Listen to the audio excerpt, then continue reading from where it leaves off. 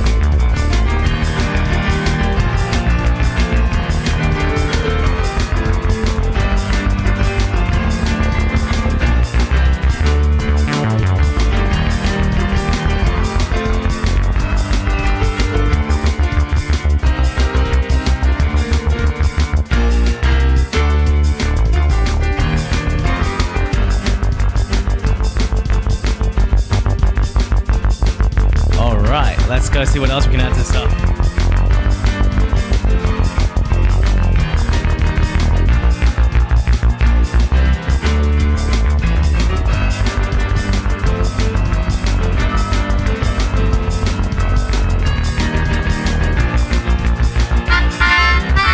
Maybe not. That's quite harsh sounding. Let's see, we can work. 180.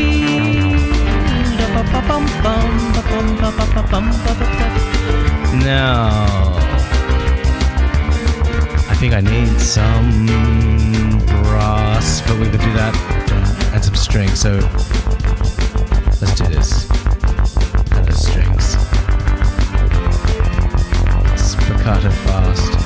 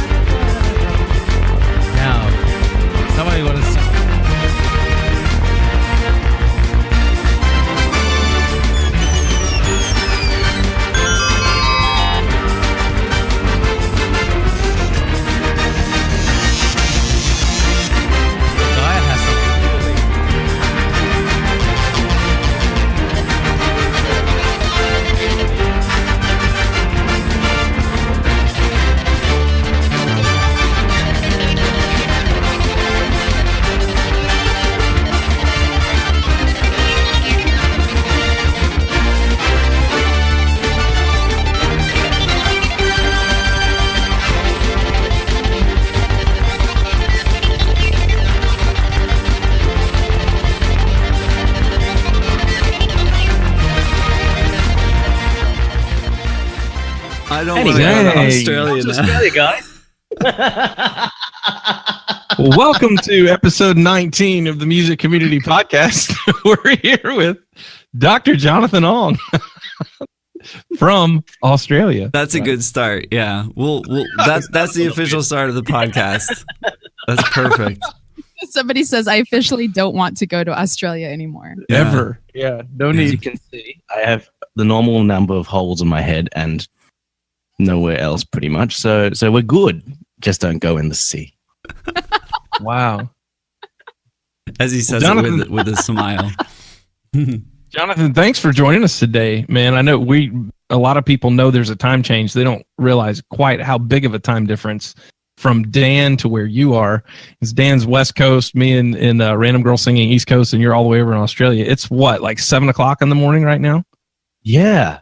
So And early anyone day. who was going on an hour earlier. We got messed up with the DST. Yeah. Yeah. Yeah, the daylight savings came and goofed us. I'm bad So- with time zones. My bad. Oh, don't worry. I'm sure I'm always outvoted. Jonathan- So here we are. Yeah. Jonathan woke up like, oh, I got plenty of time. And we're like, where are you? Where are you, man? Yeah, all these DMs, and I'm like, that doesn't feel right.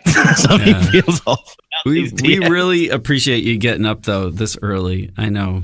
No, it's a pleasure. Like, when else am I going to hang out with you all at once? This is Yeah, cool. cheers. I'm just looking at this screen. Cheers, you and you. Dog. and Nice. you. Yeah. Hey, look what we're drinking. I'm drinking water or vodka. I'm not saying. Well, I was double fisting mugs, so I've got both. Emptied one already. That was coffee number one. Now into the tea. Nice. Yeah, you are one of. I put you are a keyboard mad scientist in the tweet because that's how I first saw you. I was like, what is this guy doing? At the first time I came into your stream, you literally had pianos and keyboards everywhere, and you were moving between them all, and it was fascinating. So, tell us a little bit about what you do on your channel for those who might not know. Yeah, that's interesting because of Twitch, I've sort of changed from what I identified as previously into whatever we are now. I guess what we are now is we're like a phonic live looping live learner. Yeah, That's basically what it is in a nutshell. yeah. I started with one piano. Here I am at the piano. And we started with one piano. And then I was just like, this would be cooler if I could just get another texture in here. And if I could get another texture in here. And then I ran out of limbs. So I bought a loop station. Come tax time, like there was like 33% off, and I didn't even care which one I got. So I just got this one, which turns out was a really good buy. And and then I was like, how do I use it? Because I've played loopers in the past. I had a better looper than I have now, and it didn't take off because I didn't have this platform to do complete crazy garbage on. Yeah, the outlet. Yeah. Yeah, right. And the reason why I have so many VSTs and things is because a long time ago I wanted to be a film composer, and I started doing it for indie films and colleagues who were making things, and there was no money in it, of course. And then I just realized, wow, this is actually a serious grind. You have to like write so much stuff, and then all the time I'd be writing stuff going, we love it, and then the next thing you know, the focus group liked this other stock thing better. I'm like, I just don't have the knack for this at this point. So Yeah. as you're getting older, you're just like, I would love to not be scrambling around for free pizza at campus. I need to find something to make me some money. So I just went straight back to the piano until now. So a lot of the software VST on my channel are like 7+ years old. They were good then. The good news about sound is that it doesn't like rot. So it's still good now. So it's a collection. Well, Continuing. you mentioned like doing the movie kind of music stuff, but that's what happens on your stream. You might start something, and then at the end, I mean, it sounds like you're commanding a 100-piece orchestra sometimes. You know, like there's drums, there's saxophones, there's pianos, there's strings. It just turns into this thing, and it's not just a little loop. You know, it's huge. So.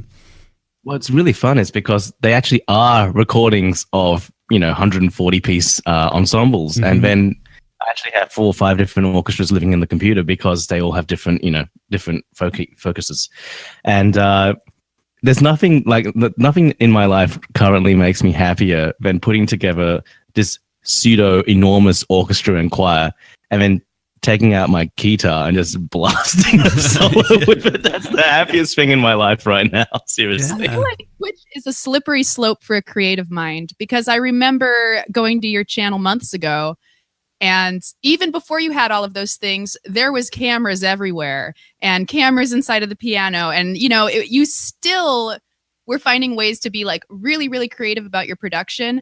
And now I just feel like by watching people's Twitch channels, by watching your Twitch channel, I'm seeing like inside of your mind, inside of your creative process. And it's really— Don't look in there. Don't look in there. It's a mess. But it is it's raised to such a good point that it's like, where else would you be able to just sort of improvise, on There's demand? no market for that anywhere else. Nowhere. And the reason why is, of course, is because the channel direction is it's almost capitalist. You know how we have to like sort of live off this too, especially now. I just quit my job, so basically, what happens is cheers to that. What happens is that I have a price list. So there's fixed price requests, and I just play it on the piano, and then there's things I can learn for you, also straight on the piano, and so on and so forth. And at the top of the tree, the most expensive thing that you can do on my channel is ask me to live learn and live loop something. But that's pretty much all that people ask for. And so the people are voting with what they want. And so I just keep going in this direction, and who knows where we're going to end up. If I ended up adding an even more crazy option, I don't know. People will probably buy that too. So you never know what would happen. Yeah. Actually, that's a thought. Well, it speaks to your talent, though, like just what you're capable of to do something like that. Like if I started down that route, it would take me forever to do what you do, and it seems in what seems like seconds. You're like, oh, okay, yeah, here's tuba, and it's fascinating to be in your channel. It looks calm, and then he's like, quick, get in there. Stick in there. It'll get in there. It just won't stick in there. I think it's mostly because of my sleep habits. It's just I'm like a goldfish.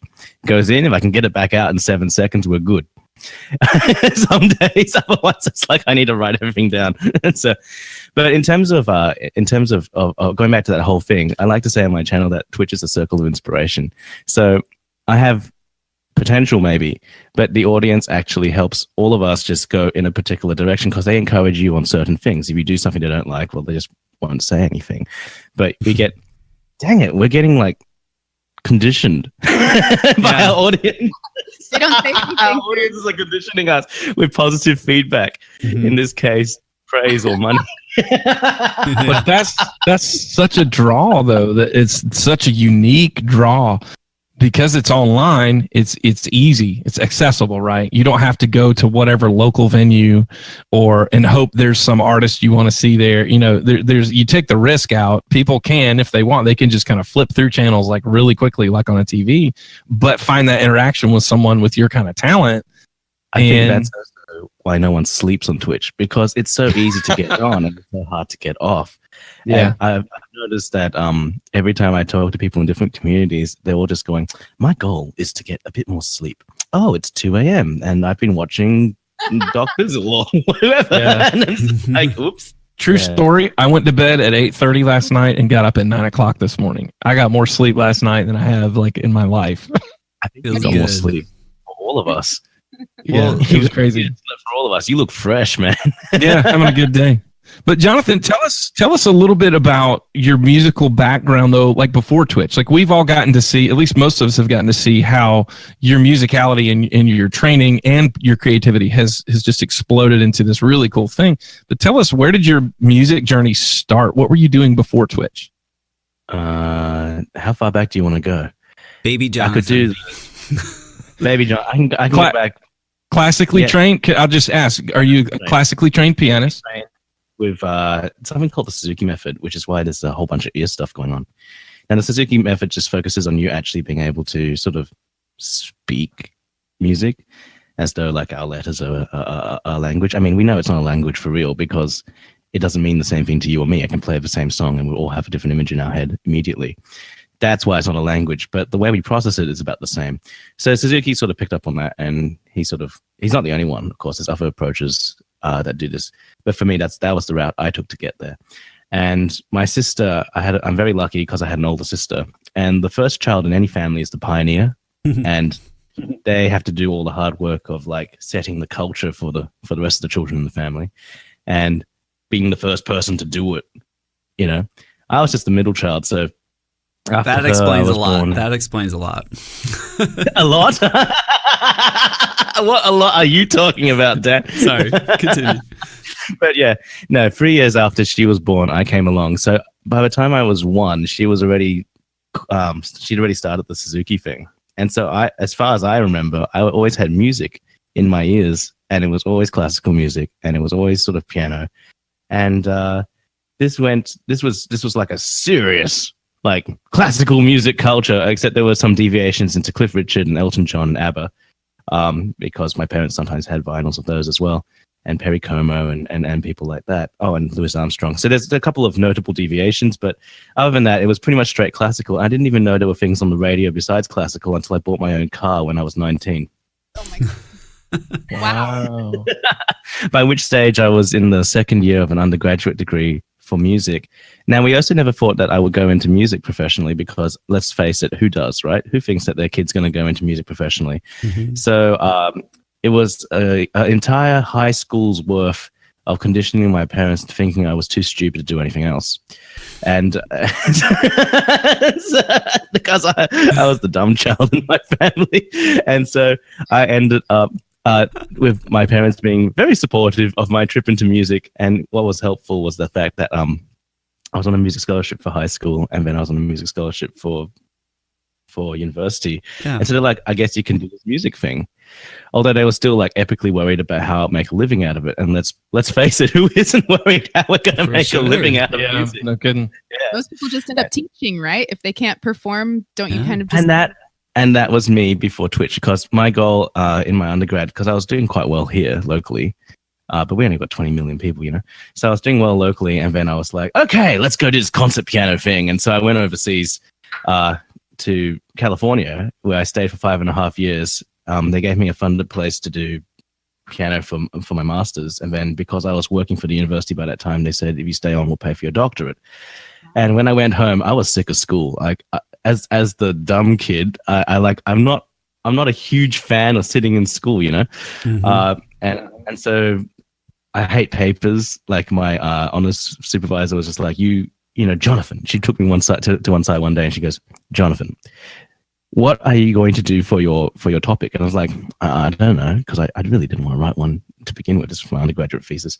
And she goes, you know, she's Hungarian, very blunt. You know, Jonathan, there are those people who can write, and there are those people who cannot. You, my dear, are not one of those people who can write.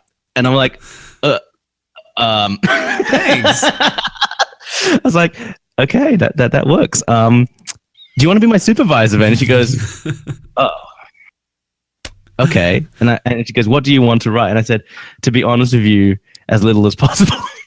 Nice. Love it. Whatever I'm going to stuff up. So I ended up doing research on like agogic timing in Bartok. She was Hungarian, so she was really, really helpful. I'm still friends with her now. But unfortunately for me, or maybe fortunately for me, actually, in the doctorate, it was a DMA, and you have to have a whole bunch of minors, and they make you do. So I did music industry, all of which is irrelevant now. Music industry and jazz, and what else did I do? Oh, music education. And boy, like just so many papers. I can now write a paper on anything in reasonably short time from scratch, because I had to write maybe 5 a week, and that was my life. So I was doing classical piano, yes, and I was doing doctoral recitals, and I was recording people to earn money to pay for stuff and my food. So I didn't just bleed my mum dry with this whole, you know, US malarkey, because, you know, as a resident alien for tax purposes, you can't legally work most places. Yeah. And so, and that's what I was doing. I was just sort of like floating around under the table. I was bartending on campus for football matches, and working on my charm to try and get more, you know, those elusive tips. especially since the university said that we weren't supposed to be tipped in the first place. I was like, stuff to that. It's like $9 an hour. I need a bit more. Whereabouts did you go to school in California? Los Angeles, University of Southern California. Nice. That was, dude. yeah. I wish I'd known you AKA then. I was different, man. I was a hermit. I basically would go to school, teach my classes, get taught in my other classes, go back to my crappy apartment in was it something Heights? Colo Heights? No. I remember the postcode, but not what it's called. And it's not Colo Heights though. Oh, Boyle Heights. Oh, Boyle Heights. I loved Boyle Heights. It was next to the USC Medical Campus, and I had very fond memories there because I was surrounded by all these other doctor students, like all these post-grad doctor students. And so I was the only one going to main campus all the time. And then I'd be like, here's my McDonald's coming home. And across the courtyard here, JonathanOng! And I'm like, oh shit. You can't be eating that shit. Okay. All right. I know. I'm just having a snack, and run inside my apartment. And then they were like, no, I get these text messages, come over to number 22 for dinner instead of that trash. And I'm like, okay. Aww. So I really miss those neighbors. But yeah, basically, we've digressed a bit. I finished my doctorate. I was doing serious classical stuff and some jazz stuff. And then I came back here to Australia, and I did a bunch of free concerts. And then I got a bunch of students. And then it was all classical. And it was all traditional employment. I've been adjuncting in a university here for 5 years. And since I came back, basically. And I was doing the concert thing. And then Kauai called me one day and were like, hey, we've been told we should work with you. Would you like to work with us? And then I've got this second piano, which was basically, I think, the only tangible life dream I really had was to have two pianos in the room. So you're done. How dorky. I'm done. We're done. You won. Now. Realized. I haven't actually figured out the second life dream.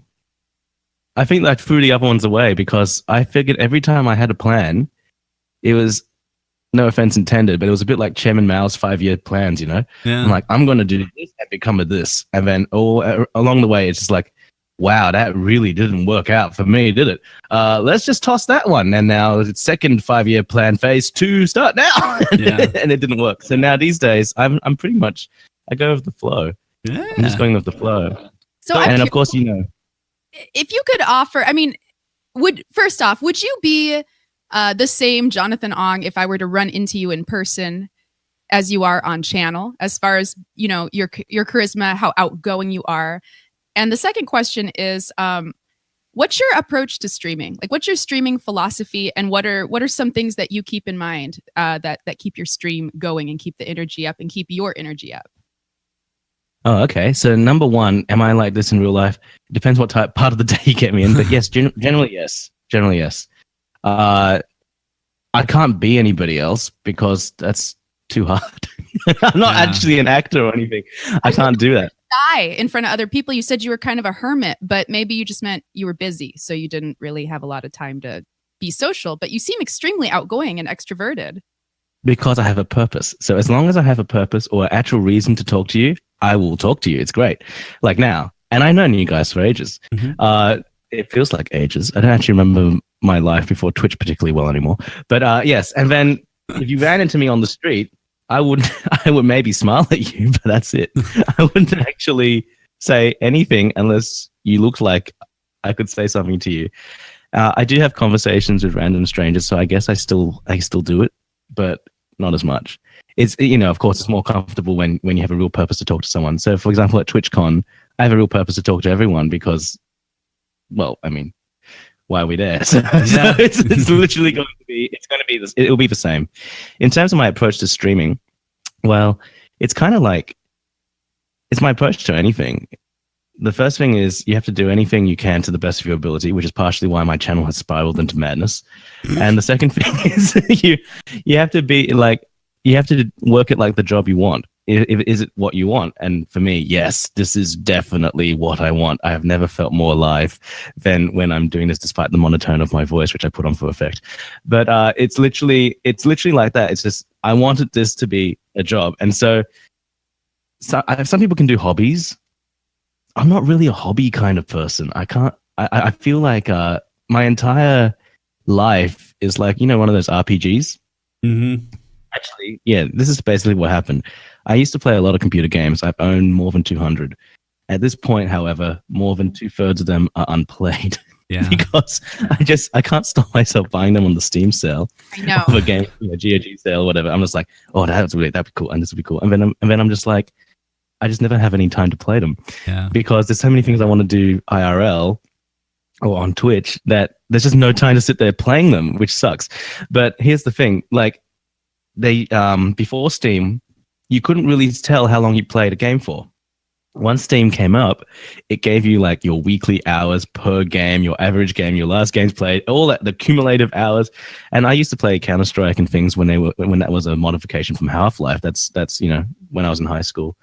And so that was like, I think by the time it started tracking it, I looked at the timer one day for the first time ever, and it said something like 700 hours, and that didn't include any of the time on Counter-Strike before Steam. And that was like a nasty shock. I was like, what the heck? How many hours? That's a lot of time, man. Yeah. That's a lot of time. And then I knew from playing RPGs, like my first RPG was Secret of Mana, I think. And then there was also other ones, like the first MMORPG I did was RuneScape. And then I just realized I spent this much time in a game, and I probably should level up something IRL. And so then I just started leveling things IRL, and I just can't get out of the habit now. So it's kind of like that's what's happened to me. And so instead of playing games, I'm always doing something. How did you discover Twitch? Lara. So Lara6683, I did some YouTube collaborations with her back when she actually started YouTube in 2012 or something like that, which is kind of funny because that's when I started doing it, but then I didn't do it seriously at all, which is one of the regrets of my life because I just didn't think anything about the internet. I was just doing papers and concerts and recordings and traditional stuff. Mm-hmm. And then Lara one day, basically her members of her community, just 2 months after she started streaming, members of her community were like, hey, that guy you collaborate with on those YouTube videos so long ago, you should put him on there, on this thing. And so she said, she rang me up one day. She goes, Jonathan, do you want to come and collaborate with me on Twitch? And I thought, oh, do I need to dress up? Because it's like those YouTube videos, right? You dress up a bit like I'm dressed up now. And this is the only, this is probably the second time I've dressed up this well. The first time was when I actually went to be on Twitch with her. And we did this 5-hour-long duo stream on her one keyboard in this corner of her room. And after that, I was totally wrecked, but it was electrifying. It was like, wow, there's real people out there, and they're actually sitting here listening to you in real time. That's bizarre. And so I just created my Twitch account 2 minutes before we went live. And then I had a couple of followers after that, some couple of dozen, actually. So I thought I'll try it. I thought I had to try it because I've been missing the new media bus every single time the new media bus rolls around. I've just gone, oh yeah, oh, and there it goes. Now you're first person on the bus. Well, not first. No, I'm not the first person on the bus. I can't way after you guys, but it's literally. You're still at the beginning. You know what I mean? This is still pretty early. Yeah. If this was YouTube, it's over, right? It's too late to get on that bus. That bus, it's beyond standing capacity only. You got to fit yourself in the engine compartment. But for us, we're still growing, which is amazing. I can't understand. Well, I can't quite fathom. My family can't fathom how it works either. They're just like, well, it's obviously working, but I don't understand why anyone would sit there and watch you and support you. How did the first couple streams on your own go? That when you first went live on your channel? The very first stream is lost to history because, as everyone else does too, we never realized you have to check that VOD thing. But a couple of people were there, and I'm not a manual kind of guy. Well, I didn't used to be a manual kind of guy. I'm getting a bit better about it now. But yeah, I just OBS. Oh, so if I hit start streaming, then I go to the website and do something, I'll go live. But no. As we all know now, you start streaming, you're on. So I started streaming. I was like, my room's a bit messy, and I'll just tidy it up. And tidy it up.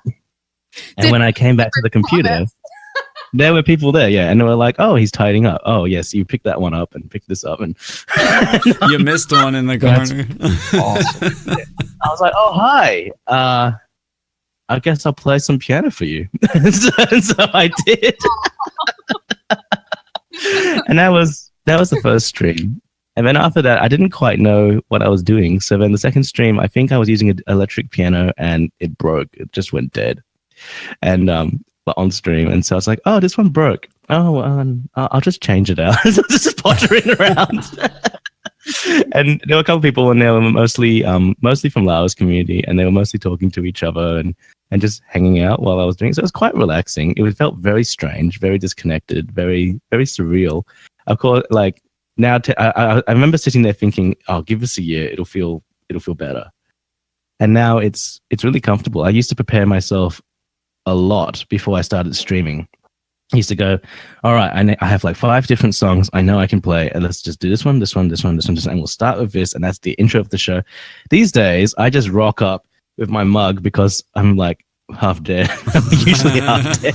And I'm just like, start streaming. We'll figure it out as we go. We'll do it live, dang it. Yeah. And play whatever. And sometimes I should get a bit better about that again. I think the professionalism at the start of the stream has slipped a little bit. But that's what happened at the beginning. And as I got more and more comfortable, it's like putting on that shoe you've had for 7 years. Yeah. Well, your stream has evolved a lot, it sounds like, because now you go into your channel, there's like 10 JonathanOngs moving around, and like your creativity has sparked so much. Like, it's not just you playing piano and layering and looping. Like, visually, I could tell you get inspired, and you're creative in that regards too. Like the engagement of your stream, like I rated you a couple weeks ago, and then you're like banging on a pan, and there's like virtual Jonathans, like you're triggering all these sounds, and it's an experience. Like you've planned out all this stuff, and that is so cool. It's like next level. That was stuff. So much fun. I have to say that some gamers, there's an Australian gaming stream, and he's berserk. I mean, I'll just mention him anyway. His name is Barjo. Yeah, so it's Barjo's stream. If you want to see the most ludicrous gaming stream on Twitch, that's that guy. You know how we all have a stream deck? Mm-hmm. He has 4 because he needs it. He has 4 chained together. The guy is nuts. He used to work in professional television as a game show host, like a actual e-games, like games. Okay. Yeah. Not like normal game show. And then he went full-time Twitch, and the dude is nuts.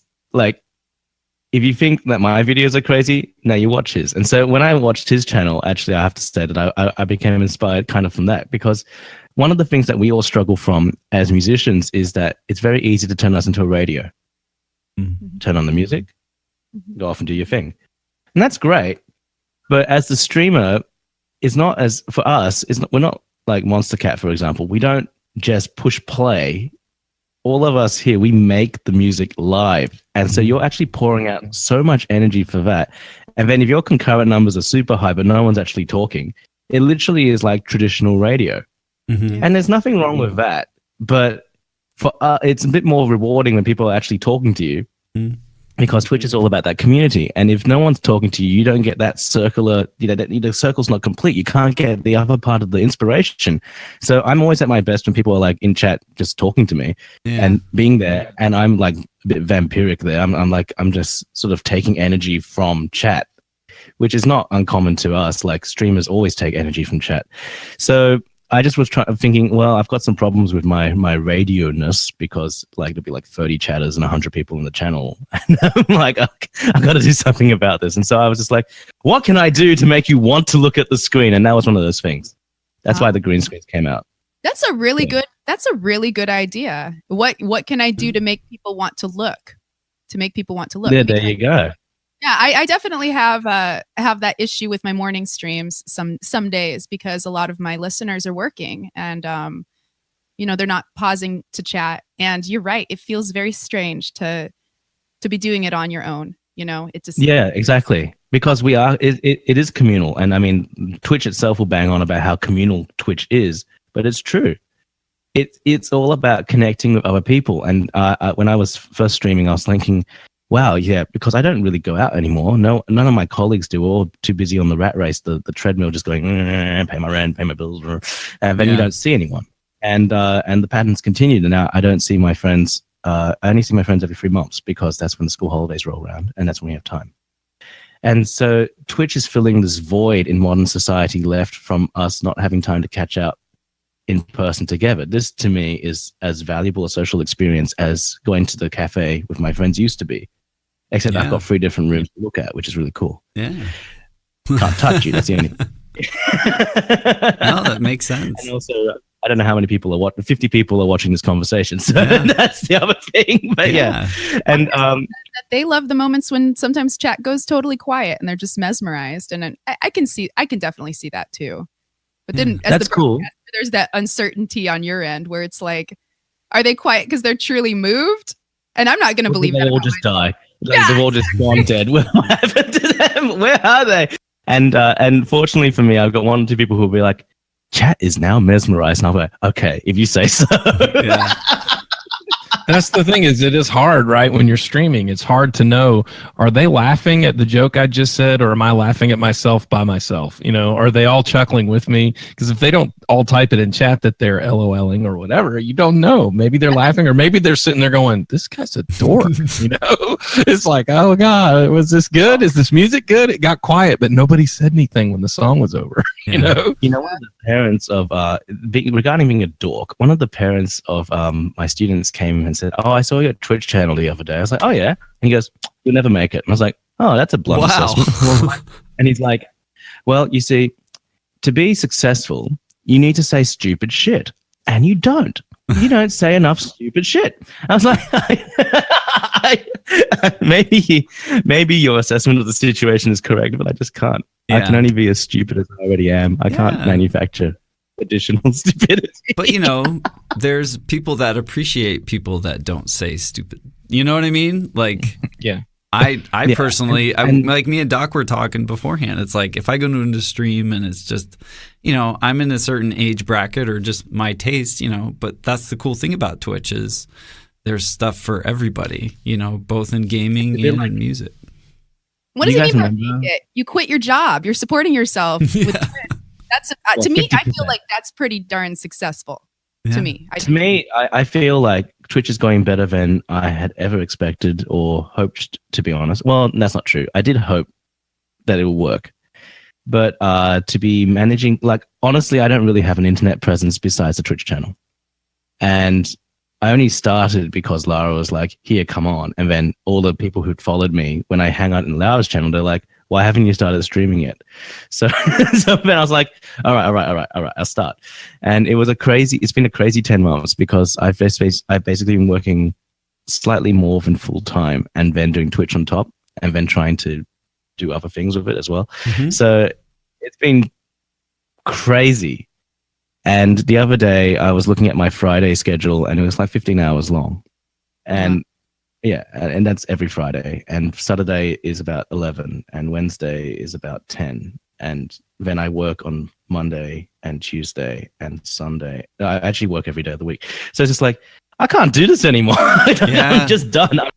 Yeah. And then I looked at my my donors spreadsheet and I was like, actually, I could dump my schools because these guys are feeding me to a certain extent.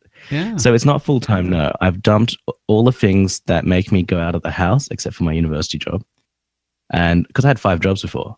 And I've gotten rid of 2 of them, which clears up 3 daytimes a week, like during school hours, that I now have back. It's like 14 hours reclaimed. And that's a lot of hours. You can do so much in 14 hours. I can at least stream during the day. That'd be great. You know what I mean? Because right now, as you can see from my face this morning, I'm not really a morning person. I'm kind of like a late night. You're gorgeous. I've just been like, okay, to get 3 streams a week, this is where the work ethic comes in, because I'm just like, I need to do 3 streams at least this week. I need to get to about 15 hours of streaming for the week. Okay, all right. So when's it going to fit? It doesn't fit anywhere but Friday. Crap. Okay, we'll just get up at 5 o'clock in the morning and we'll get on an hour after that once I stop crying. And that's basically what I do. And I finish streaming and I get in my car and I drive.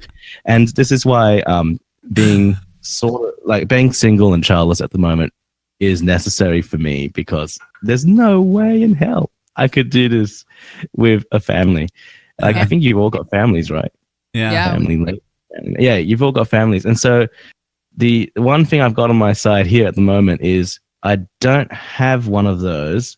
So then no one can really, I don't have to split my time with anybody. But here's what's cool. Here's what's cool about what you're doing is you're reallocating your time to your interests that are, it's going to pay off for you in the long run.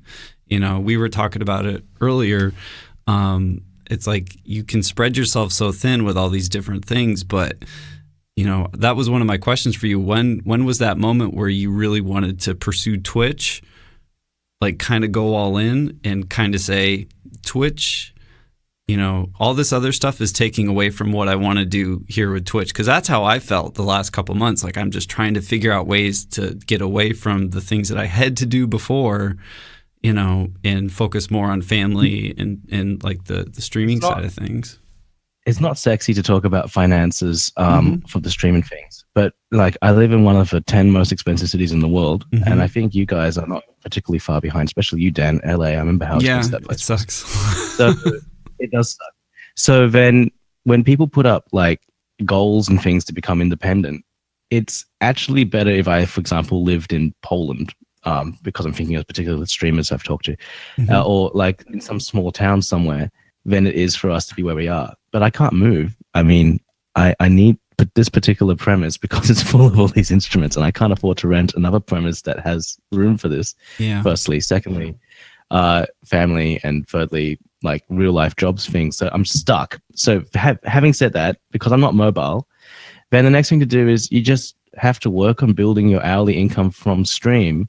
So then you can do it for real with a bit of a cushion, hopefully. I don't have a cushion yet, but yeah, without dying. And so that was basically what I've been trying to do. I've been basically just like, I need to work on the business needle, and it's not a thing I talk about much publicly. But truth be told, like, because I'm not people say I'm a robot sometimes, because I'm not actually a robot, and I have a biological body and it needs to rest sometimes, and I'm basically burning the candle at both ends and the middle on the gamble that the stream would support me before the body broke down. And it's about the intersection. I'm cutting it fine, but it's starting to come good, and I'm just like, I need to quit now because I can't do it anymore. I don't think I could do another 15-hour day. I think I'm done completely for now. And the very first thing I'm going to do once I finish up at the schools is I'm not going to add anything to stream for a little bit. I'm actually going to use that time just to lie in bed because I haven't done a lot of that for 10 months. Yeah, and that's the plan. The plan is basically you just have to find ways to get this thing we're doing to actually pay those not very sexy bills and taxes, and then you can actually just dump stuff. It has to replace something else we're doing at some point, because you're not seeing friends, you're not hanging out with family, you're not actually, like all of you guys, I know, you're not actually doing anything besides working and streaming and doing the bare minimum to keep the other areas of your life going, because this is important to all of us. And so we're just putting in a whole bunch of work. And I know that there's a whole bunch of work you guys do off stream. So for example, after this, Dan's going to be like editing a whole bunch of stuff together. Doc Bizzle has been putting together like all these different things in the music community as a whole. And then I RGS backed off from that though. Yeah, you had to, right? We both have. I mean, we were kind of talking about this before, but you get to a point where you do have to. For me personally, I got so wrapped into it because, this thing is still so new. So many people are coming on. There's so many people who can use help, and so many people are excited about it. And the community is so integrated, and there's always something, there's like there's always a charity thing, or there's always a get together, or there's always a conversation happening. It's really, really easy to let those things consume you. And you're absolutely right. There's only 24 hours in a day. And something is going to fall off. Something's going to fall I think off. If you're anything like me, you're not particularly good at saying no to things. And so you end not up, at all. right. And so you just end up in all directions and and things like that. So now the next thing I've got to do is I have to really like be a bit more good at saying no to certain things that sound really good, like charity. Like especially when you start this is also not very sexy to talk about, sorry, but like charity, there's so many really good there's so many really good causes, and at the moment in my DMs and so on, I'm actually starting to get approached every couple of weeks for something, and I feel like a complete dirtbag saying no to some of these. But the truth of it is, when you stream for someone else, that literally is a bunch of work. The reason why my stream works is because the money coming in is also an encouragement, and it pays my bills. And then I can do charity. But then, as we all know, your top 20 or your top 10 or top whatever we have are the people who fund your stream. But they're also the people who kick in all their money into a charity thing. And then after that, they don't have any more money to give you. Yeah. So then you have no income for a while from stream either. So it actually impacts you for the rest of that entire month, if not more.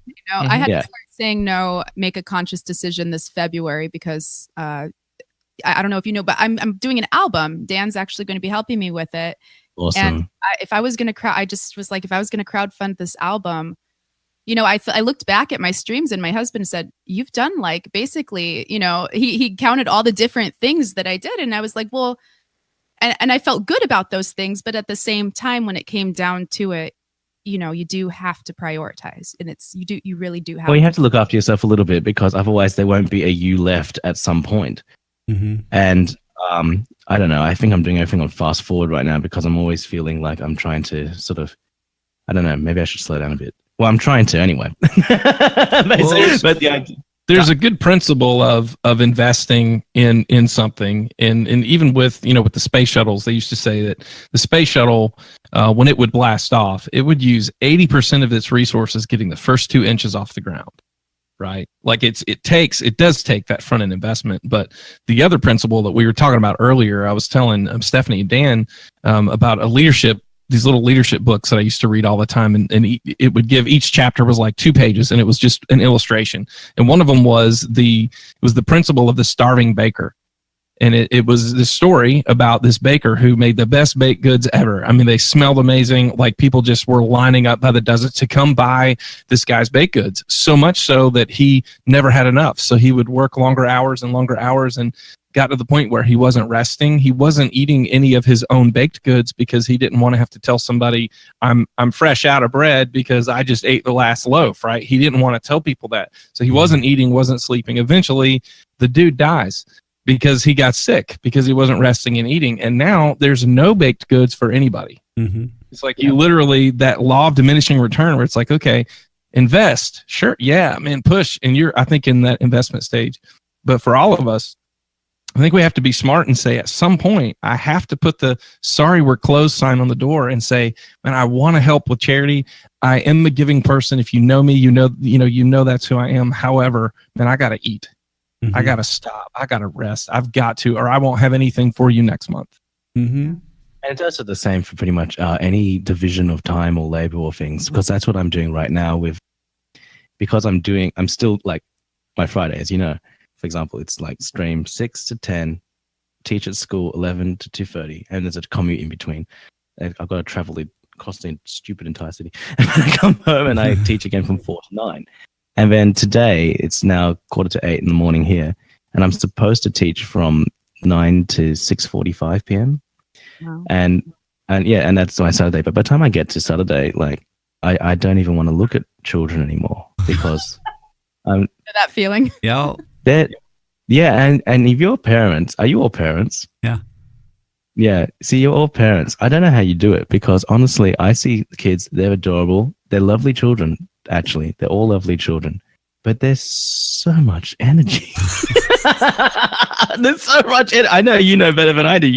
For me, it's actually manageable because, again, this sounds horrible. But when I see that, it's true though, man. It's true. You can send them home.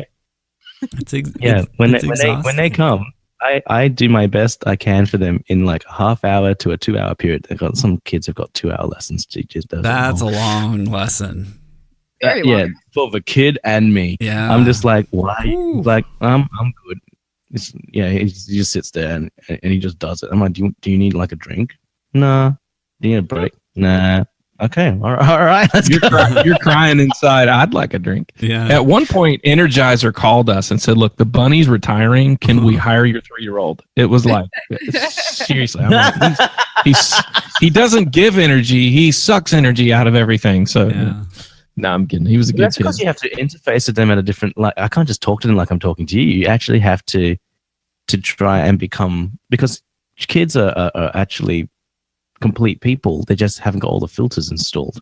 Oh, Yeah. yeah. And so all we're trying to do is install the filters. They say the greatest things. I was at school yesterday, and it was year 8. So the boy is maybe 13-year-old or 12.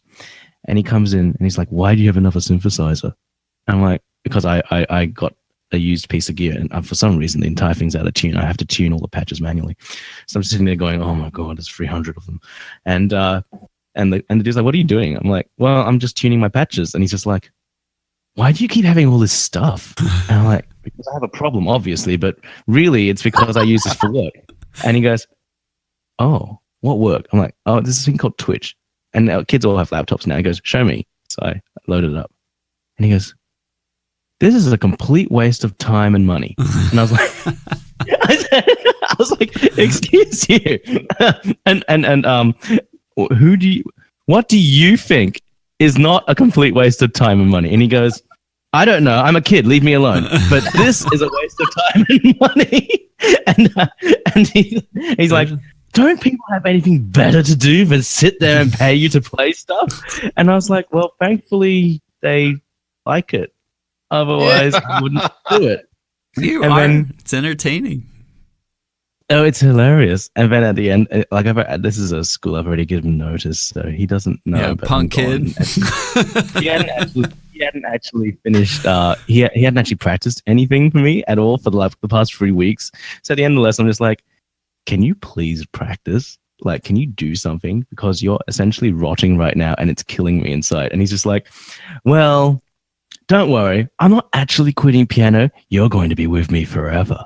And I was just thinking, no, I'm not. Yeah, you're like, nah. Yeah, next. And it's 2 hours. Because that mom needs 2 hours. Oh, They yeah. need 2 hours. Yeah. So funny.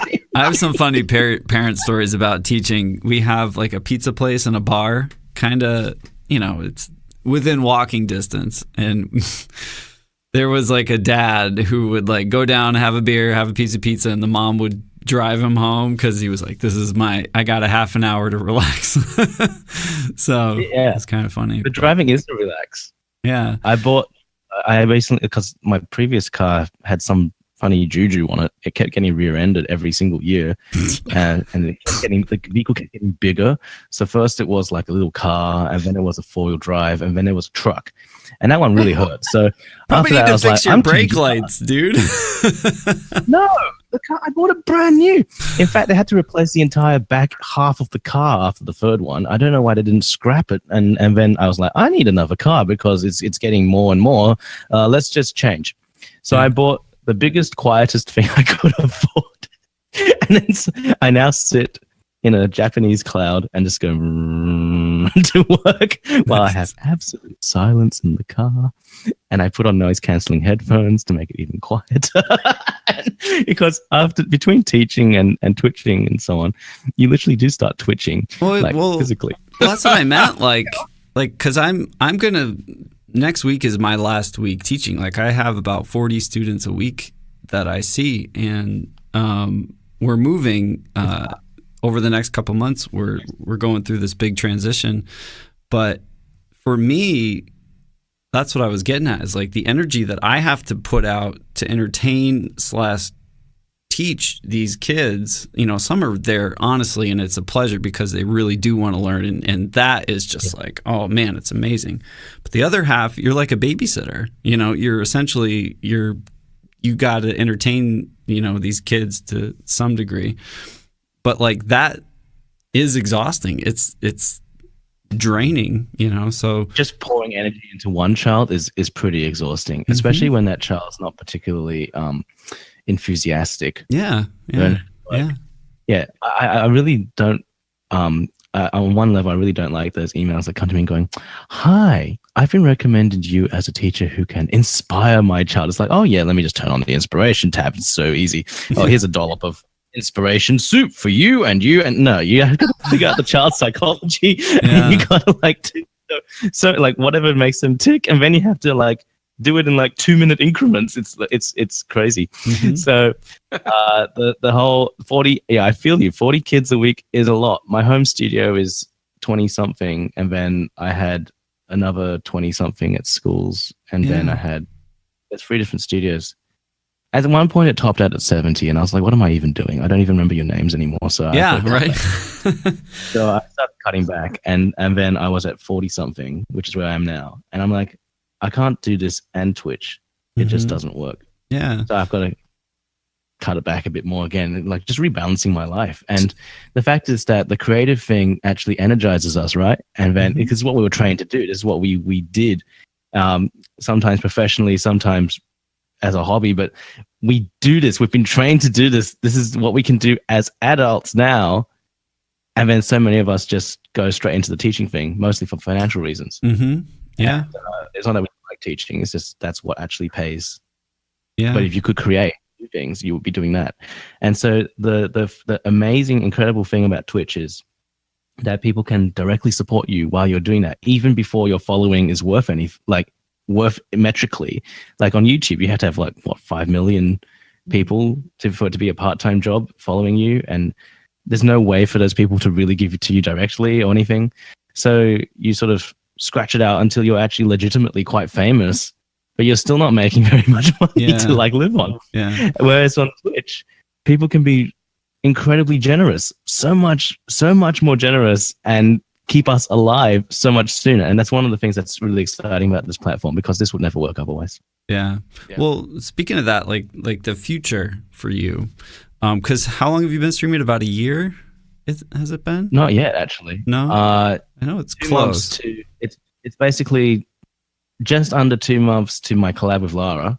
Okay. And then I started streaming 3 weeks after that. So I'm kind of still in the just getting out of 9 months club at the moment. Yeah, you were. It was like summertime, or summertime for us, anyways. Like June-ish, right? May or June, I think, is when I met you. I started at the beginning of a school holiday, and then just sort of went ballistic. And every time there's a school holiday, I just at the moment, every time there's a school holiday, I still don't see friends because I just live on Twitch, because I'm so time poor during the semester. I'm just like, I'm going on this thing. My family tried to have an intervention at one point because they're like, "You're obsessed." Did they really? Yeah, they did. They're like, "This is That was before. That was before they could see any sort of results from it. So all they could see was I was pouring time and a ton of, my stream is full of gear.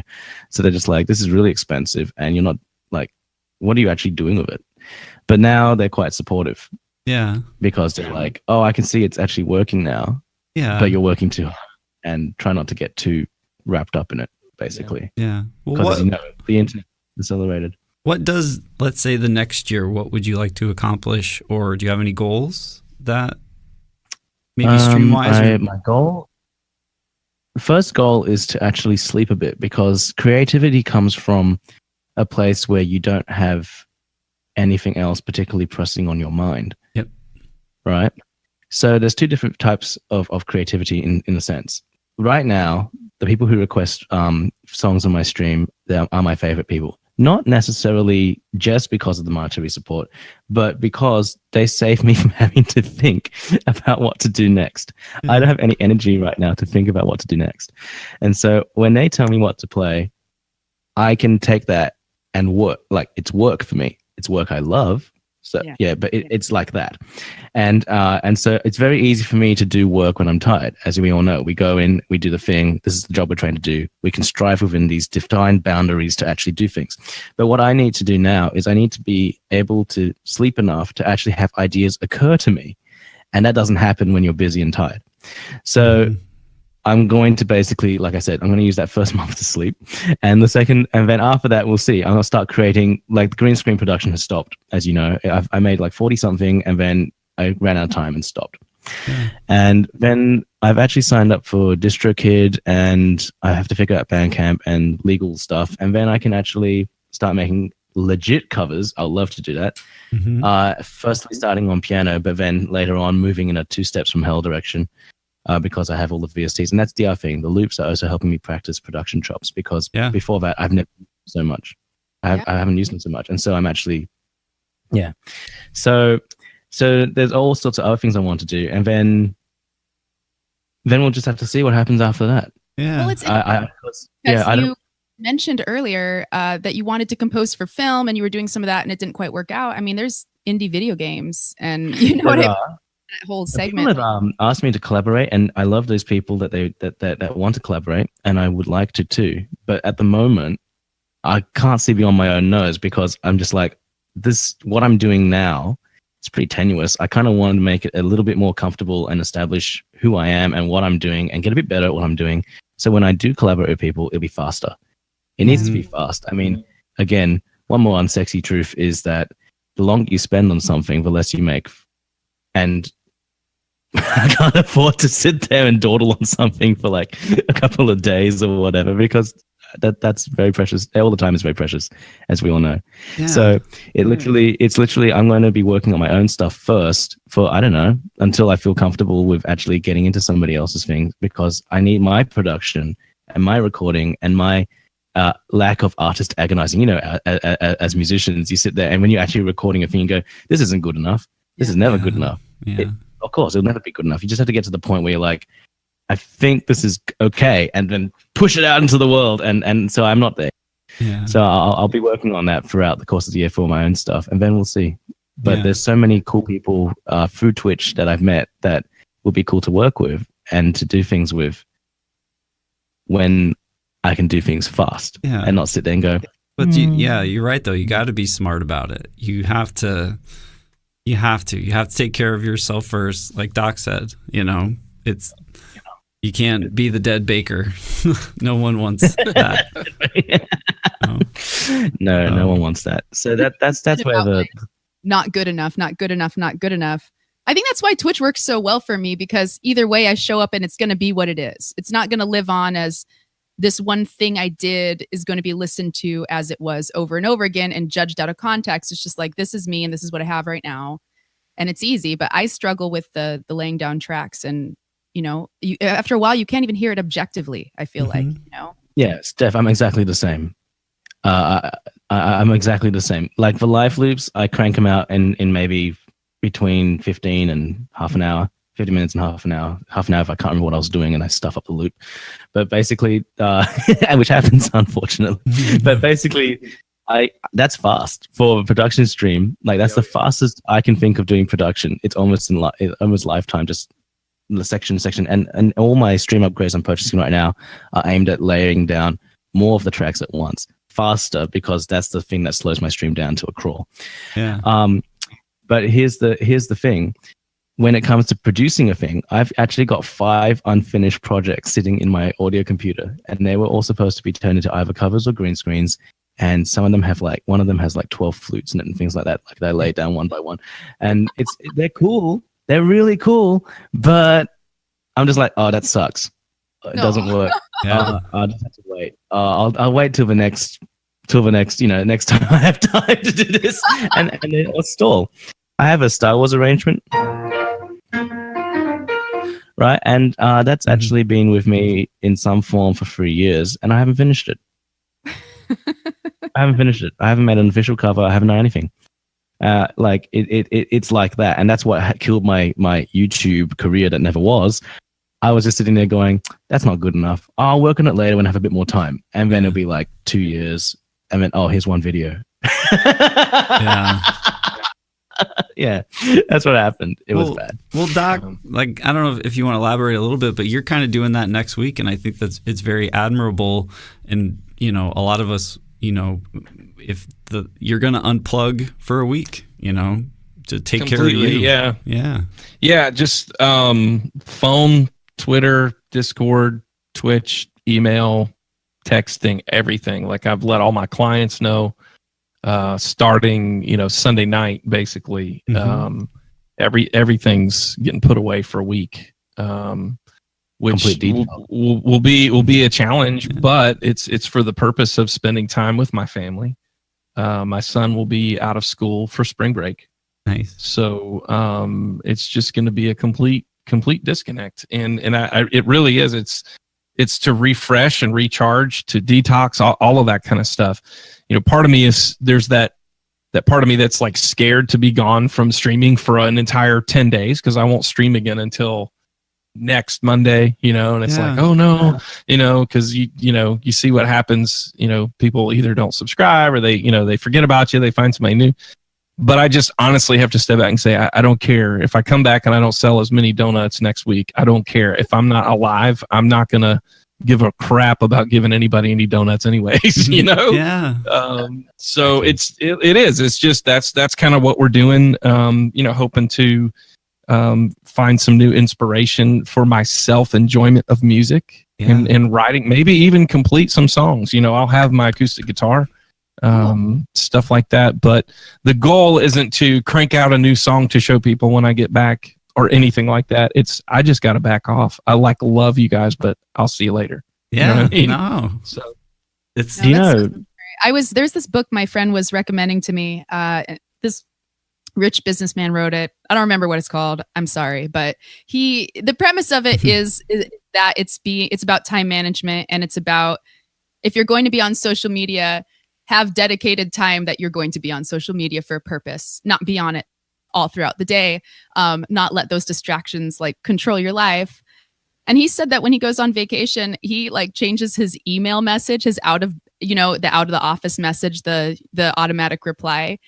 He changes it to say like, thank you for your email.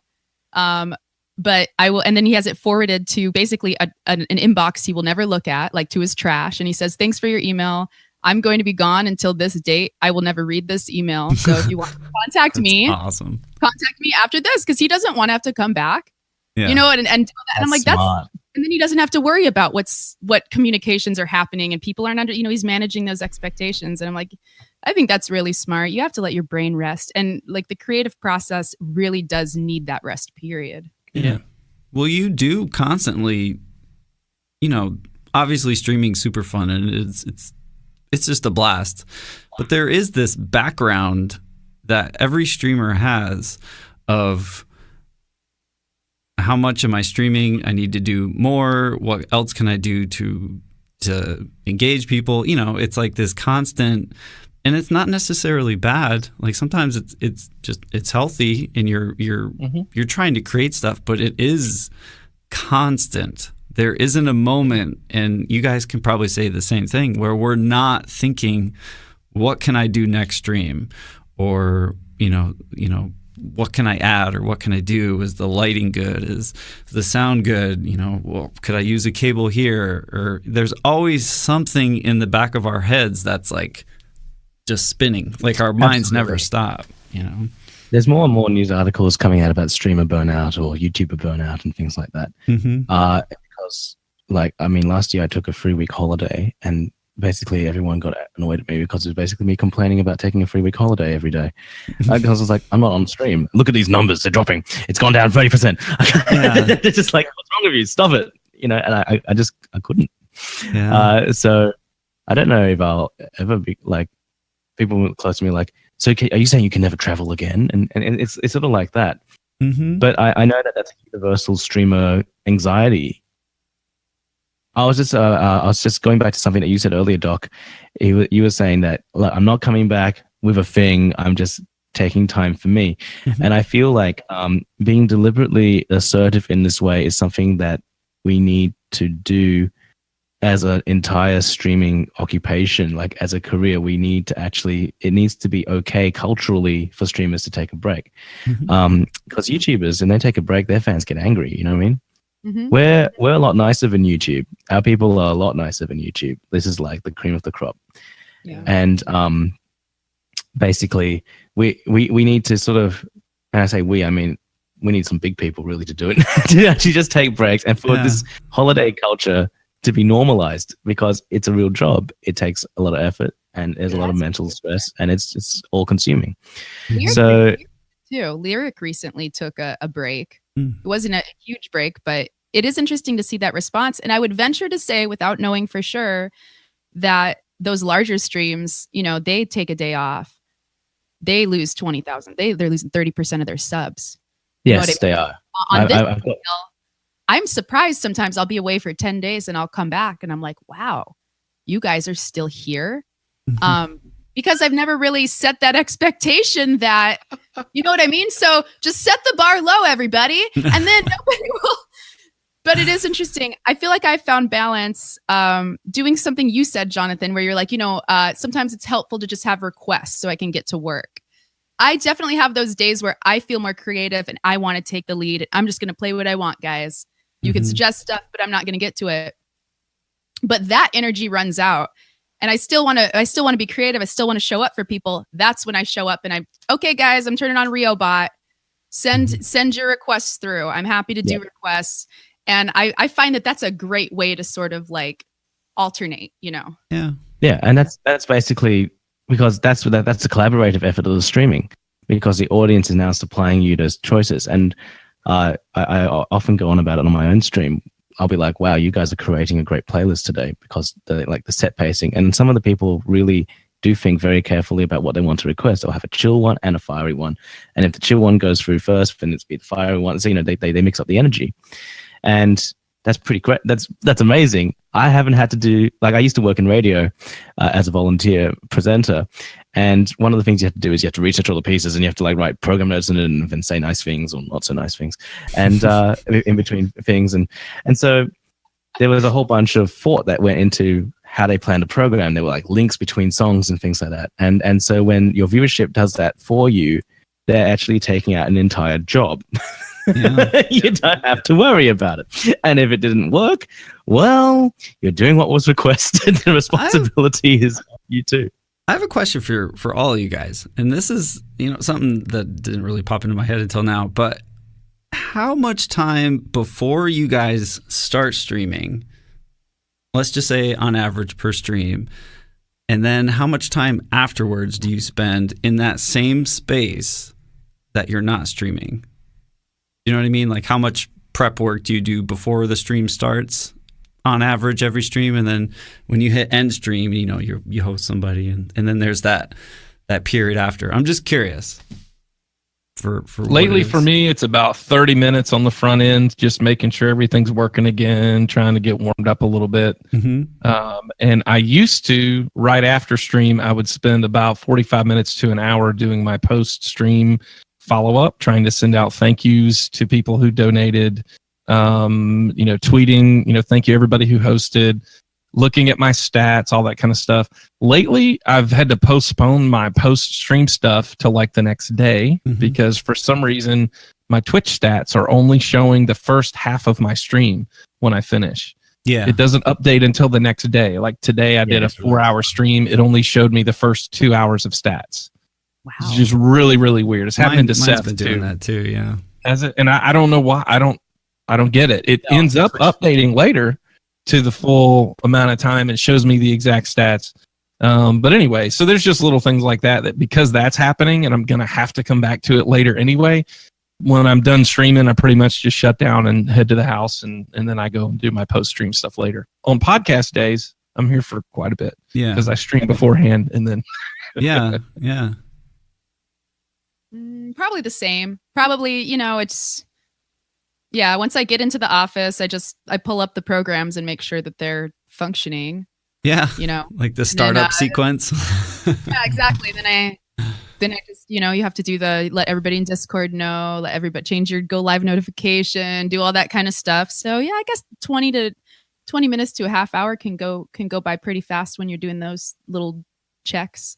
Yeah. And then after stream, I noticed that like the biggest time consumer after stream generally is after the stream, the raid, because, I don't like to go in and then just like drop off the grid. If I can hang out for a little bit, and a lot of times people will be like, oh, request a song.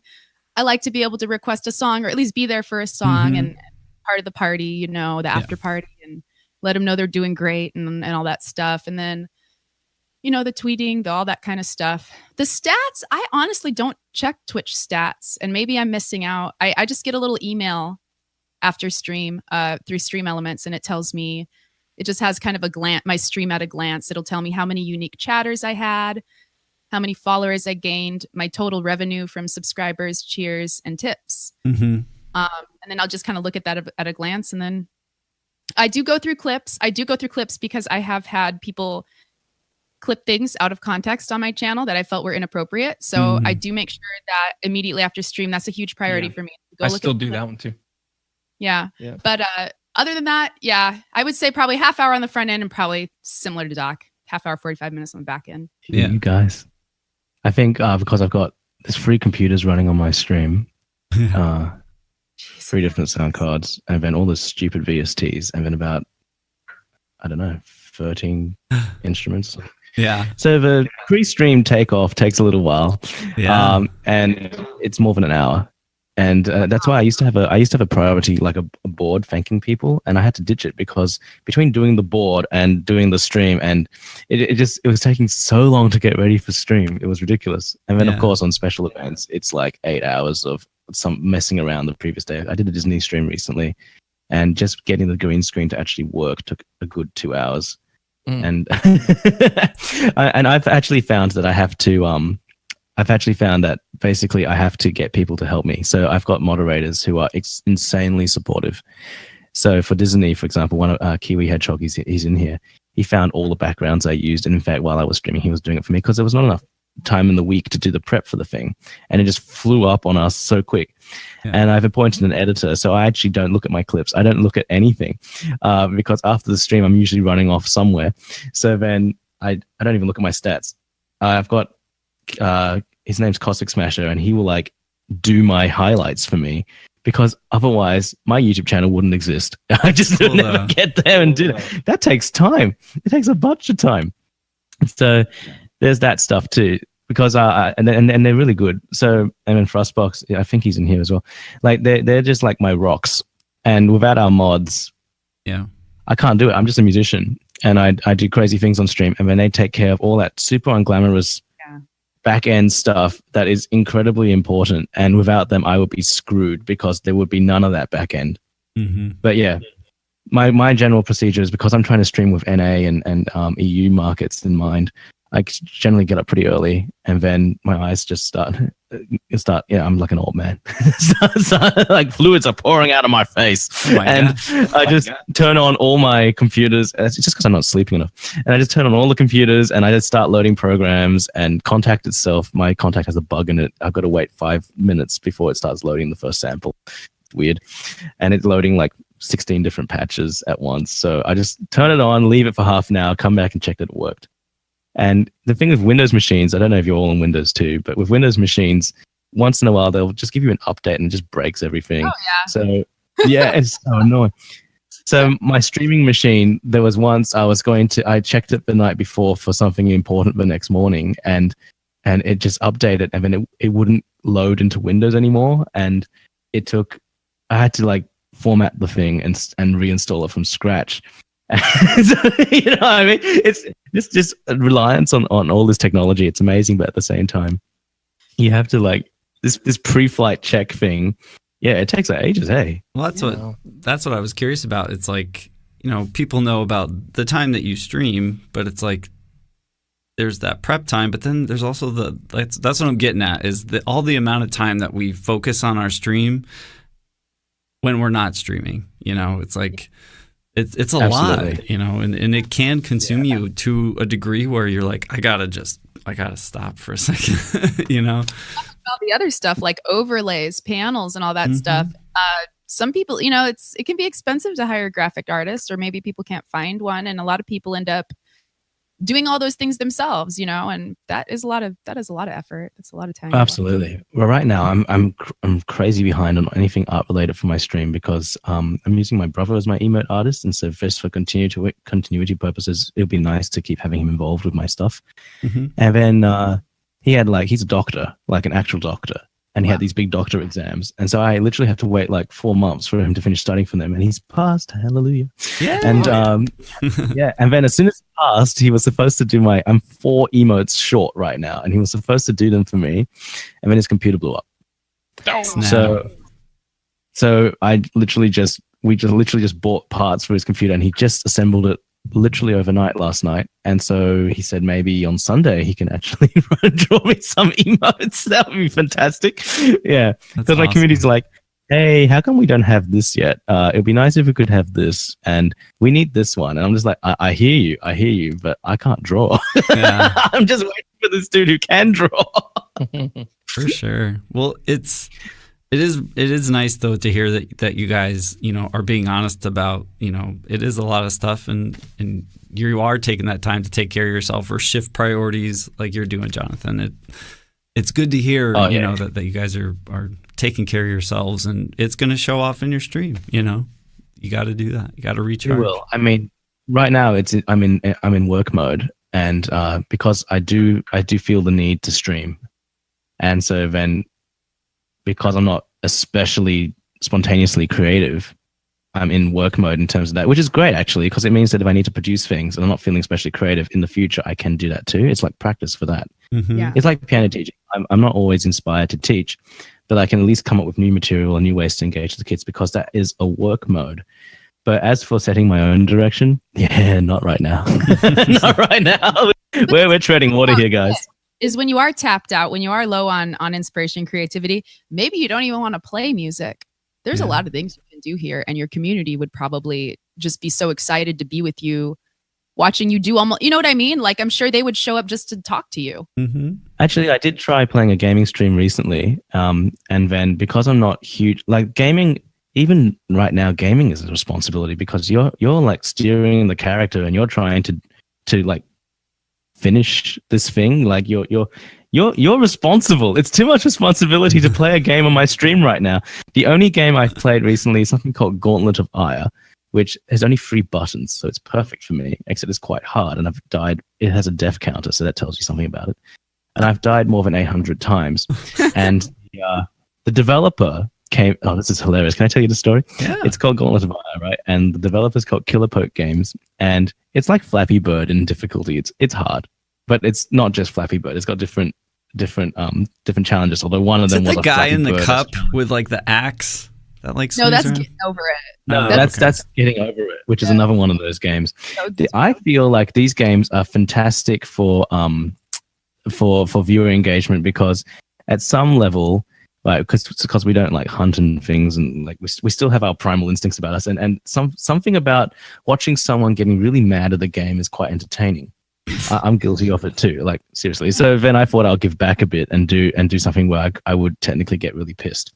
Although it actually, I've realized that teaching children all the time has given me the patience a little bit longer than most people. So I died 800 and something times and only got kind of annoyed twice. And so it's kind of boring.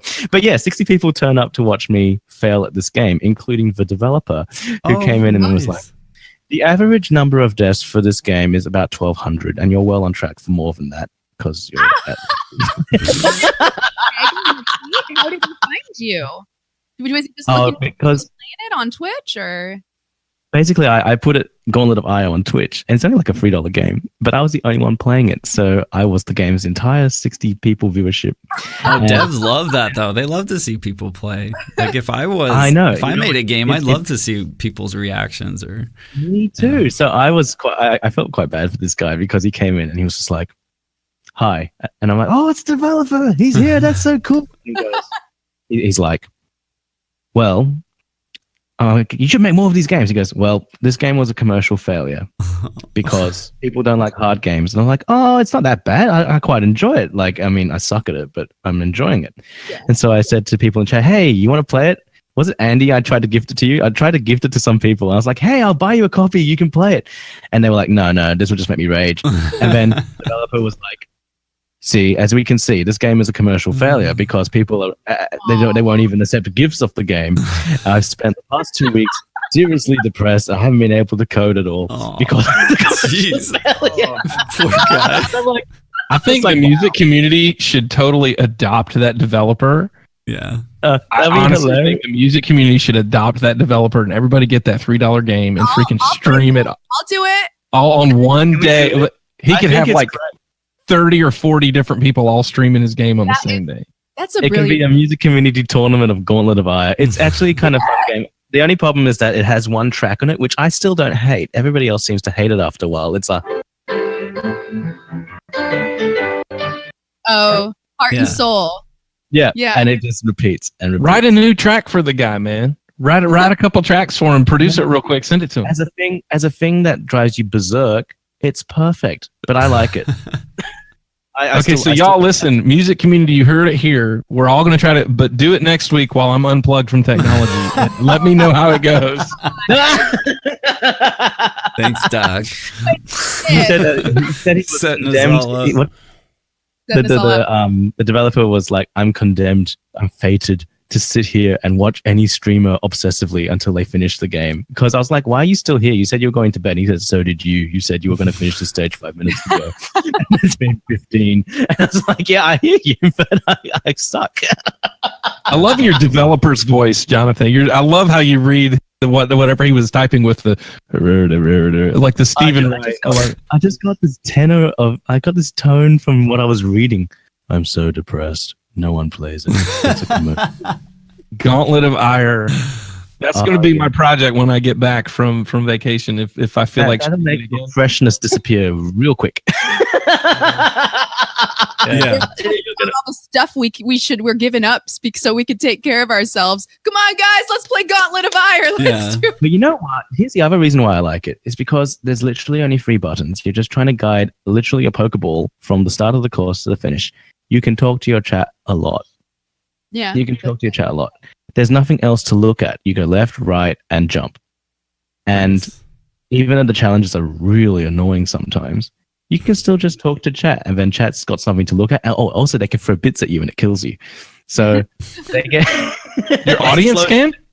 Yeah, your audience. It integrates with your Twitch, and so if they follow or subscribe or they cheer, it all falls on the track. Also, when you die, there's a tombstone in the course with a viewer's name in it. Oh, that's cool. What? It's so cool. And you can, What are we waiting on, man? I'm telling you, we need to get like 30 or 40 people streaming that game all in one day just to make it go up in the rankings. That'd be cool. He's just going to be like, what? Yeah, nobody's playing Gauntlet of Ire currently, says John Flinder. And it's true. And it's hilarious. And then I like to go through the course and be like, oh, I died again. And then I go, oh, ice to the core. There you are, dead on the floor. I just oh, look, Catma 2. There you are. Oh, Kiwi. Thanks for that follow. That's a brilliant idea. That's when it follows, Twitch symbols fall out of the sky. That's awesome. Nice. That's really cool. Yeah. No, I think it's cool. I did want to say one last thing before we kind of head off. Jonathan, how you said like about him saying, oh, I thought you were getting off. You were getting off too. But the first couple times that I've been in your streams, it ended up, it's like 3 a.m. your time, and you're like, I should really go to bed. And I'm like, yeah, that's crazy. You're still playing piano at like 3 a.m. And then, I'll come back and it's been like 3 hours. You're like, oh, the sun's up. What time is it? 6:30? All right, this is the last song. And then you're still going on for like another hour. I'm like, what's up with this guy? Like, no wonder you're tired. There's several reasons for that. There's several reasons. Firstly, I really do get energy from chat. Yeah. And sometimes once the music juices are flowing, you don't want to turn them off. Mm-hmm. That's the first thing. Yeah. The second thing is a bit more... it's a bit more... I'll just drop some blunt truths. Second, there's certain periods of the day where the stream will pay for itself better than others. Yeah, I get it. So while I appreciate all my viewers, I do need to make sure I can eat.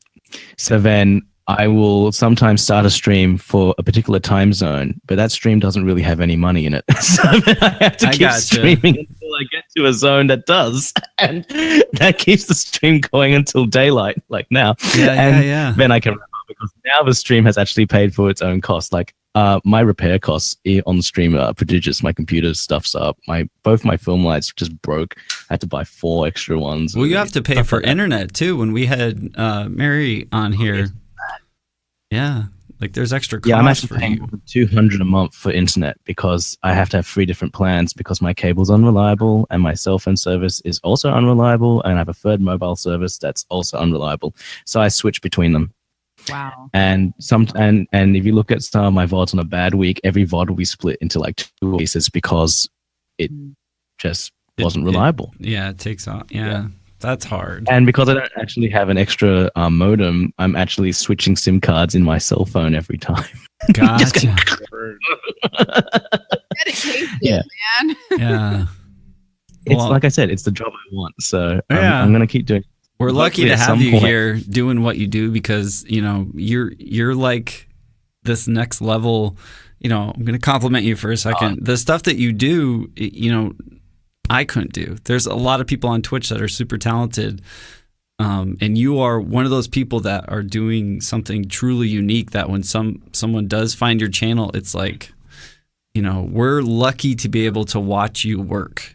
It's an honor. Oh, for I think us. I'm lucky to be able to stay here with people who actually want to watch that. Yeah. Like, so this is like my experience when I left from I was one of those kids who was bullied in high school, Mhm. and then I went to university, and suddenly I found sort of more of my people, and this is like the equivalent. So in the job, in working life, we do a thing and you fit in, but then on the internet, here we are on the internet, and we can be ourselves, and people can find us, and we can be connected with our people, and that's the privilege here. I'm just a dude that plays music and spent too much money on instruments, but people who enjoy this kind of collection of weird things, that's fantastic. Like that's we come together. This is our community, and one of the things I do like about the music community is that how we essentially all have overlap between our viewers. Mhm. Yeah. Like, so we are literally a community, Yeah.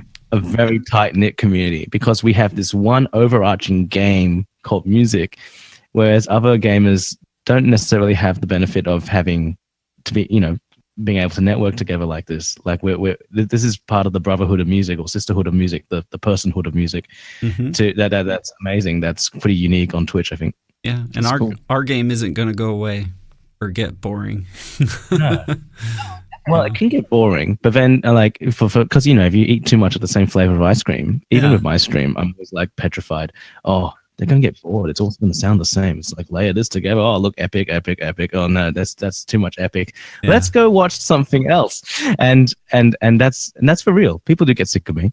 Yeah, but another thing though, just really quick, is that like you have all these things in your room and you have them all hooked up to show the world different options. So there's a lot of people that would love to do that, but maybe they can't, or they can't have a grand piano in their room. So like watching them, or them watching you, it's like they really, it's like they're not living vicariously, but they're like, oh man, this is so cool. It's like it excites them, So That's one you of the things I try to investing all your time and in that gear. You might think you're just picking up gear, but maybe someone can't do that, and they really appreciate you showing what you can do with that. And I think that's really cool. Like I can't put two grand pianos in my room, so I love seeing. I couldn't either if someone didn't give me one. But seriously, like it's a stream philosophy at this point. The philosophy is I'm trying to, because you can get really good covers from so many good people here on Twitch. Yeah. The one thing I can do that's different is I try and present as much sonic possibility as possible. And so this sort of thing has sort of been very well married with my shopping, and I can actually, go out and I hunt for all these used deals. Actually, a lot of my gear is used, and I've got a few more in my pocket that no one's seen, and they won't see until people get sick of me again. And basically, they come and they present different sonic options, and that's basically the stream philosophy. That's why there's so many keyboards. Yeah, but I still only have to. It's fascinating and amazing, but that's it's. I live vicariously through you when I come in. I'm like, oh man, I still want a guitar. That is so awesome, or certain things that you do. I'll give you a top tip. Alessis is releasing a new one that's wireless. It's a controller. It's very affordable. I've already pre-ordered one because I was like, oh, no, everyone's gonna get one. I should get one too. So I've pre-ordered mine. But it's wireless, and you just have to have a computer. That's the only thing. But we can all have guitars. We can make the guitar big again. Doc's showing off. He's got a guitar in the corner. Oh, does he? Where?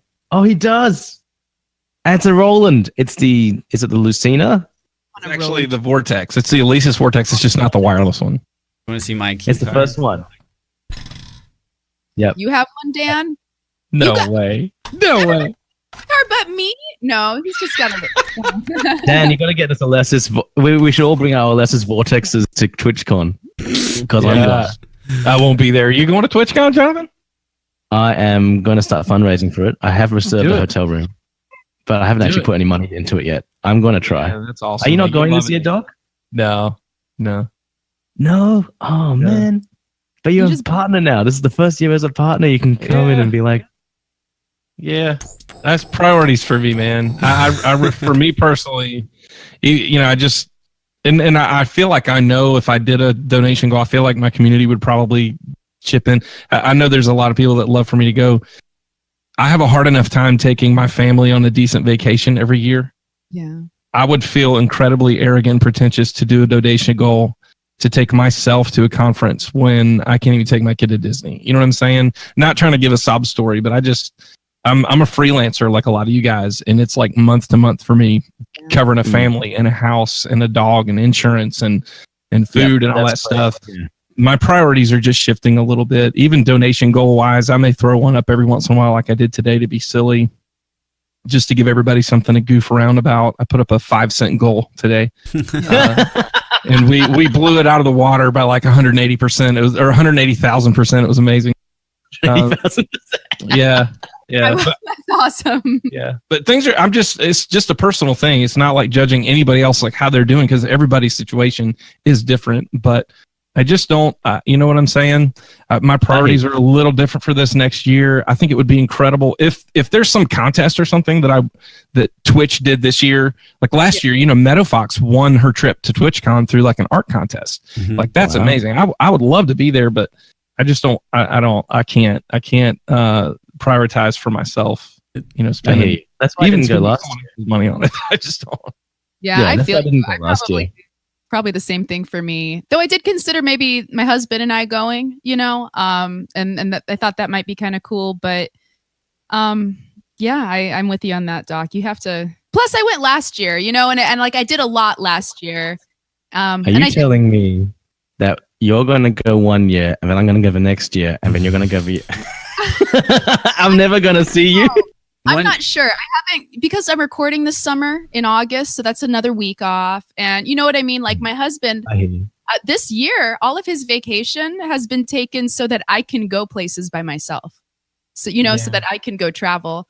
I'd really like to do something for them, even if I can't do Disney, we could go camping for a week. And this is where you guys are family people, because that's another massive time investment and energy investment, and arguably the most important thing in life, actually. Oh, yeah.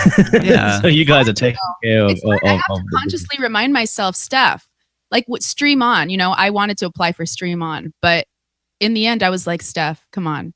You really don't, you have 2 kids. And having watched Stream On, watched Trevor on Stream On, holy crap, that thing is all consuming. Yeah, he's and it's one of those things, and we should actually plug it. Yeah, really quick. But I did want to say, I have to remind myself that there will be another charity event. Mm-hmm. There will be another opportunity. There will be another TwitchCon. I will always have another opportunity. It does break my heart a little bit because I am an ambitious career person, and I am a creative person. I'm an artist, and it's hard for artists who are parents, especially flipping that switch. Okay, now I'm you. Okay, now I'm in my zone. It hurts. It hurts because sometimes it feels like, sometimes it feels like just missed opportunities. But I do remind myself that there's always going to be another one, especially on Twitch. And, these years are going to fly by so fast. My kids are going to be in school in a couple of years. It's not always going to be like this, but it does get hard. Yeah. No, I hear you on that too. This is the thing. I think I'm going to be that guy who does everything really late, like family-wise and things like that, if I ever have one at all. But yes, it's going to be like that, because it's like, I got out of school late. So I got out of school when I was 28. Yeah. Granted, it was with a doctorate, but that's late. And I hadn't done any of the adult stuff. I was broke. I was borrowing money from my brother-in-law when I first came back to Australia, because all the money had gone into my American education and living costs. And it was literally like, I need to catch up. And so I've just been balls to the wall ever since. Yeah. And that's basically what it's been like. And now it's at the stage where I'm like, right, I can probably slow down now. I'm calling but it. I'm now, Jonathan, at this point, I'm now ready to get in 5 years, you're going to have like 5 kids, 10 kids running around your room. oh God. Dan, that's not the right time to suggest this suggestion. Right now, I have this joke that the only reason I can see the kids is they come and they give me money. But That's a joke. But then they're I going to do come like and take your children. money. Yeah, as they get older. I know. I'm just like, the money's going the wrong way. It's just going the wrong way. It's supposed to go this way, not that way. I don't actually mean that. But yeah, no, you need a special kind of energy. And I think that teachers kids growing up, I saw other teachers' kids, and they're just like, my mom's never here because she's always like working, and after that, she doesn't want to listen to me. Mm-hmm. And I understand now because I spend all my day talking to children anyway. And then I can't imagine having my own that I have to. They say it's different when you become a parent. I'm not a parent. You guys all are. So I don't know. But it's still energy. Yeah. I feel like that's really, really risky to go, oh, it'll be different when I actually become a dad. Oh, I'll be fine. I don't take that viewpoint at all, because actually some of the parents in my studio who aren't with me anymore, because they don't tend to be the sticking kind of parents. They're like, I hate my children. And I'm like, oh, that's really sad. Yeah, That's you'd be really surprised. Sad. You'd be surprised. I like mine. They're cool. They're all right. I like mine too. It's just when you on stream, you're talking and interacting, and then you get off and you're talking and interacting, and that's a lot of talking all the time. And sometimes you like focus, go out and watch and look at some memes. You know what I mean? Like, I haven't actually seen Dan's. Dan, I haven't seen your kids yet, but I have seen Doc's and I have seen Steph's, and they're all adorable. You guys have got great kids. Because I don't stream from my house, so when we move and we have the new space, they're gonna be like, I'm gonna have a window into the room, and I could just already tell they're gonna be like right up against the like.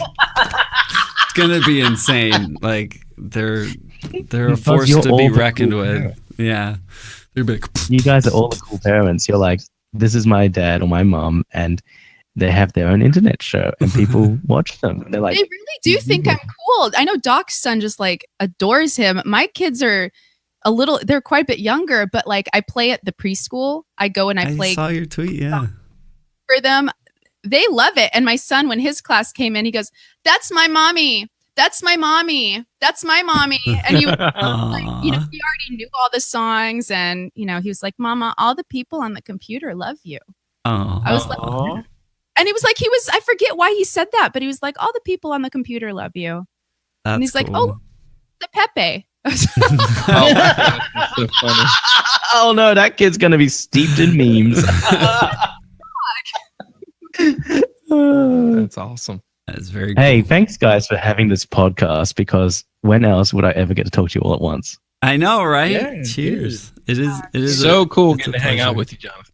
Yeah, thanks for It's an taking absolute pleasure.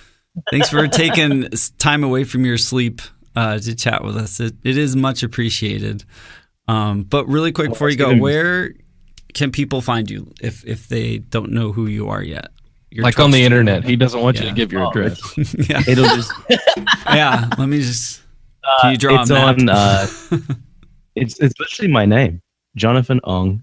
That's it. I got rid of the 77. It says JONATHANONG with no spaces. Yeah. And on Twitch, Twitter as well. on Twitter is with the 77. So that's at JonathanOng 77.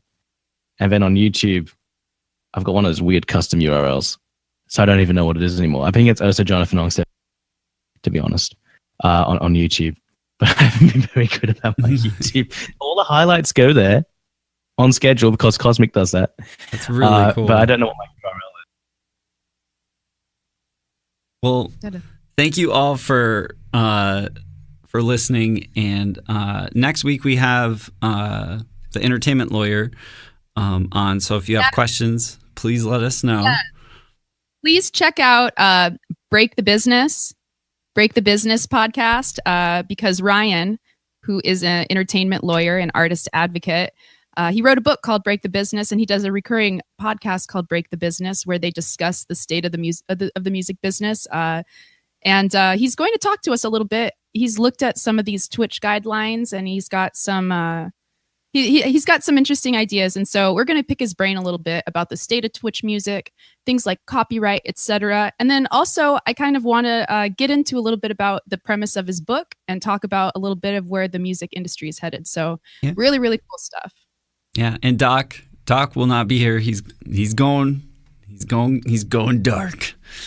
So Going dark. dude, Got his hat on. I'm glad you're doing that, man. It's gonna be awesome. Nice. You're like Jason Bourne right now. You're gonna go all Jason Bourne and just disappear. Yeah, man. Thanks everybody in the chat too. Like seriously, thanks you guys all for being here. There's some new folks in here. We typically don't address the chat because we're recording. But having you guys in here and seeing your guys' input it's really emboldening. Thank you very much. Yeah, it's a pleasure. So we'll say goodbye to the audio version, and yeah, we'll see you next time.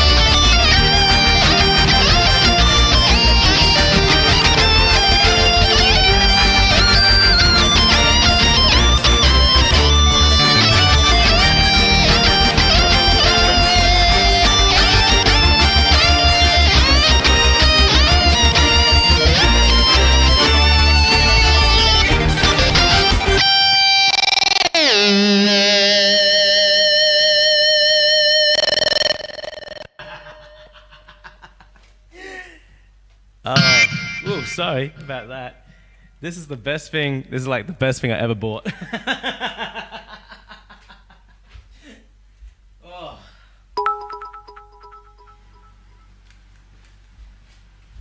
I bought this guitar used on Craigslist when I lived in Los Angeles with a case and locking nuts from some guy who was like, I bought it, but it's so like, you know, it's just not my thing, man. And I've had it for 9 years. Boy, that's my thing. I love that thing.